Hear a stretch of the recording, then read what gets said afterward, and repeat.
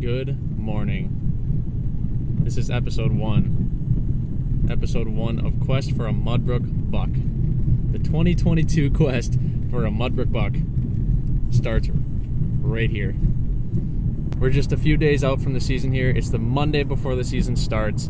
I'm heading up to the cabin. I'm actually almost there right now, a couple minutes. I'm heading up here to make a video today because I want to get started right now on making these videos. I've been working on stands all summer long and just haven't really made a lot of videos because I've been trying to focus on getting my work done.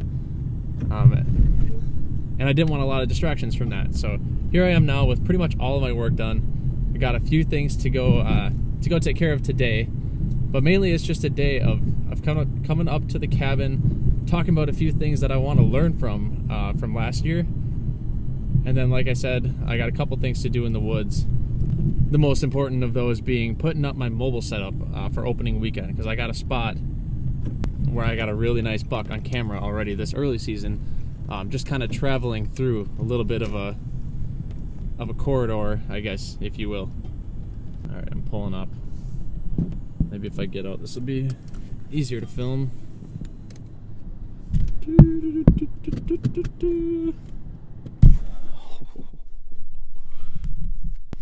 Now I feel weird making a lot of noise. It's so quiet out here.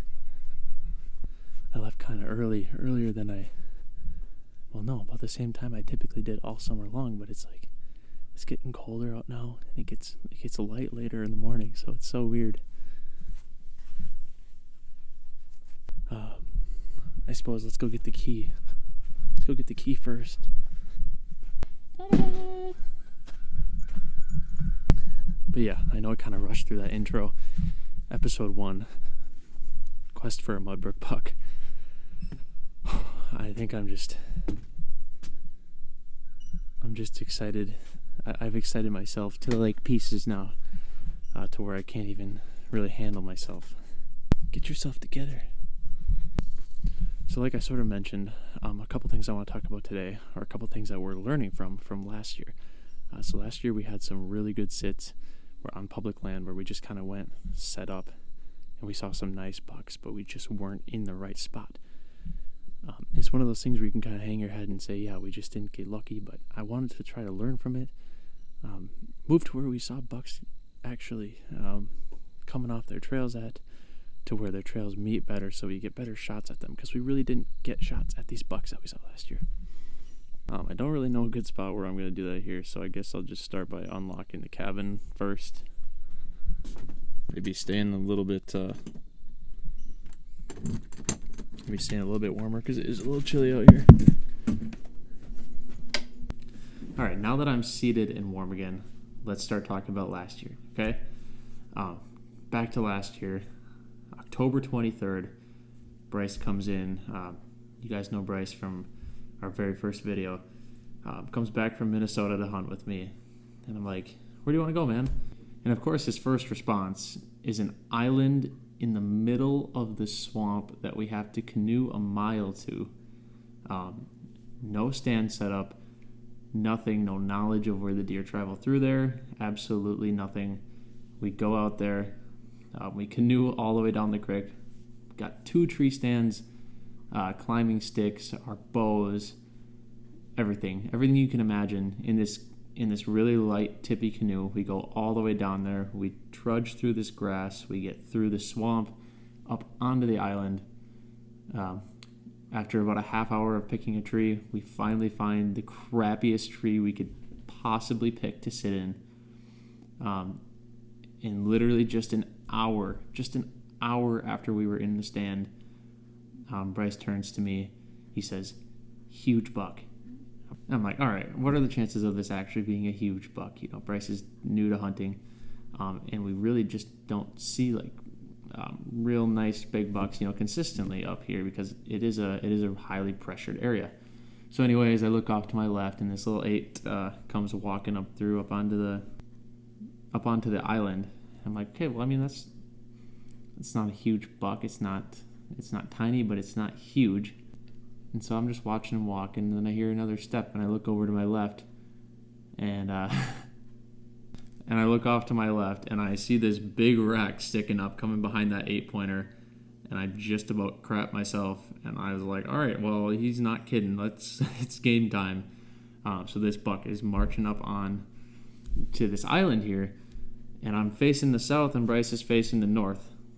This deer is coming in from the northeast side, I guess, if you will, but there's so much brush that Bryce can't shoot, and the only time that the deer hits an open lane for us is on my side of the tree once he gets up onto the island. But Bryce can't get around the tree because he's on the opposite side, and there's branches in between us on this tree, this horrible tree that we picked out. And so we watched that buck walk away, tried making a pathetic call at it, and it just walked away. So we were completely heartbroken, and we didn't release that footage at all because it's like, what do you even make of that? We didn't really have the whole situation on camera, just basically the moment that buck came up onto the island. But the main point here being, we're trying to learn from that this year. When he came in from that northeast side, he traveled right along the east side of that island, and then he cut up to the middle of the island. There's like a hump in the middle of the island, and he cut right up to the middle of it, which is where we really should have been, but we didn't scout it ahead of time. We didn't know where the deer were traveling. We figured, they'd be kind of just cutting across that top edge of the island, and so we just didn't know. But this year, how we're learning from that this year is I've been out there a few different times this summer. As soon as September hit, we got to stand out there. Got to stand in a nice double trunk tree up there right on the crest of that bump in the middle. And now we can shoot down to the west edge. We can shoot to the south. We can shoot to the north if they come off the point of the island. If they come the same way that buck did and cuts right up the middle, we got a 20-yard shot this year. But that's how we're learning at that spot. And it's little things like that you can do. Pay attention to what you see. So we're feeling confident in those spots. We've got several other spots on public land, several other hanging hunt setups that we've scouted the trails. We've got it picked out where we really think the deer are going to be. Got some spots with acorns that I want to hit early season. And it should be a really cool adventure taking you along with us this fall, doing these episodes and just having a blast with it and having fun. So yeah, that's kind of like a really brief overview of the stands that we kind of have set up this year. Obviously, I'll uncover more as the hunts unfold this year. But that's enough talk about that for now. I've got some other stuff that I also want to film today. I should probably practice shooting with my camera arm a little bit, and that should be a really interesting mess to start. So I guess we'll see how that goes.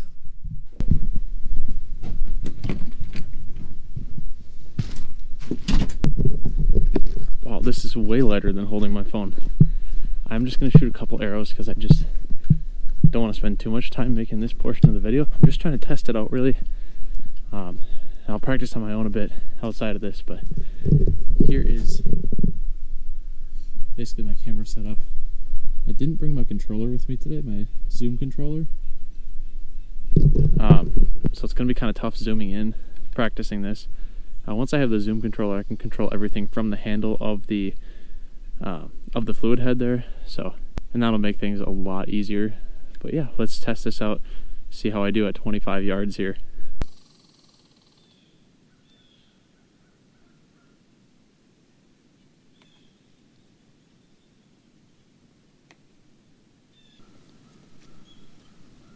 Okay, let's dial it down just a little bit to 25 exactly.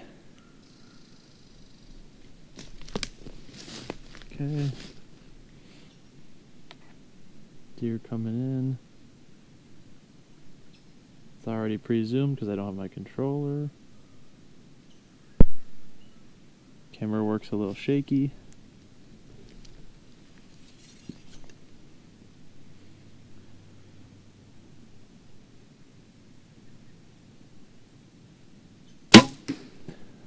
Whoo, chill. Looked like it was right on. That'll do her at 25.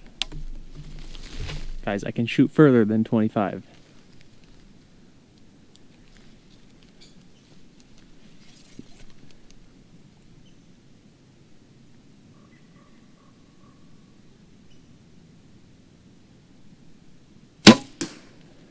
I have no idea where that hit. Probably high. Unless... Ooh.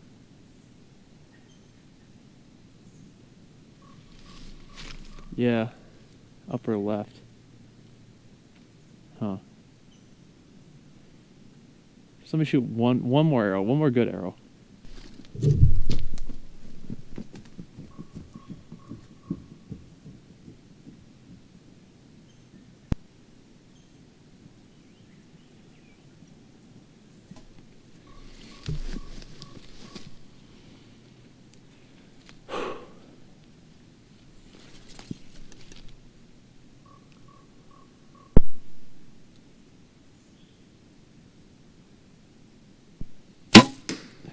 I think it was dead on.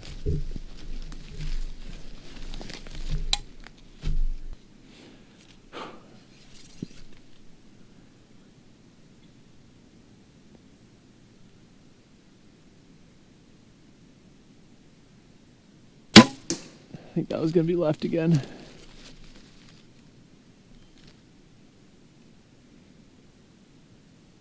It's still going to kill a deer at 25 yards, but I'd like to be more dialed. Let's just move on from that.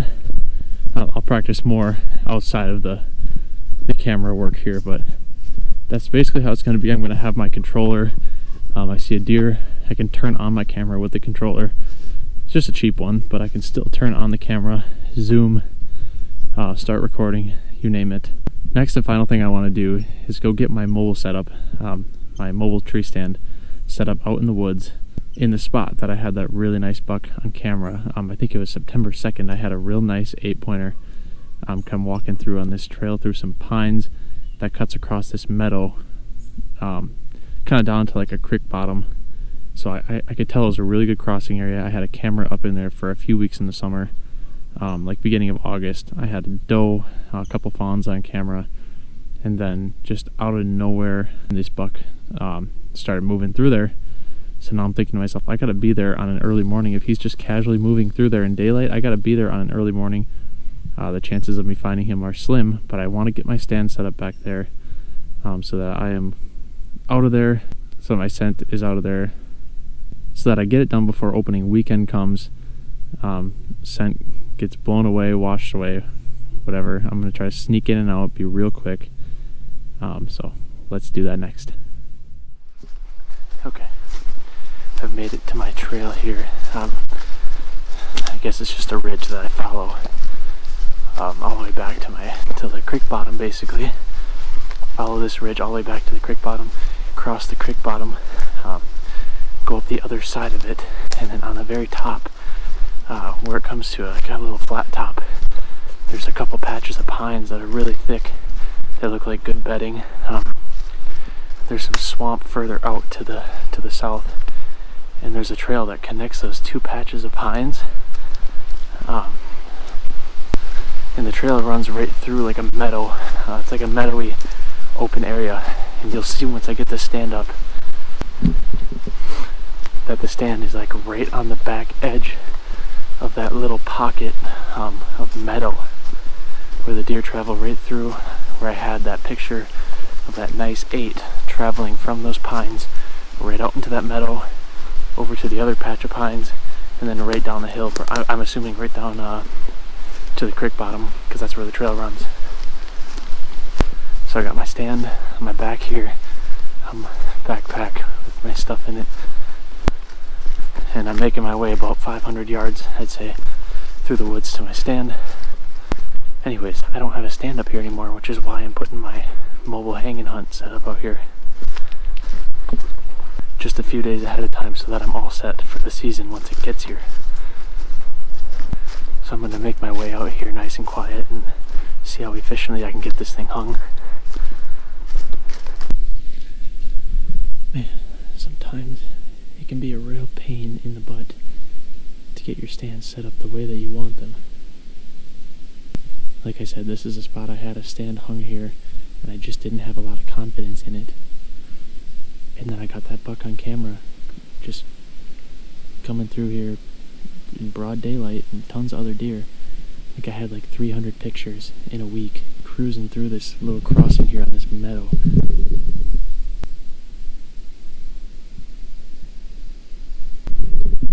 So when I got those pictures, I was like, man, I gotta have a stand out there early season, because if these deer are crossing here in these mornings and at night, there's no telling what's gonna cross here early season, before the rut and everything starts and deer kind of move out.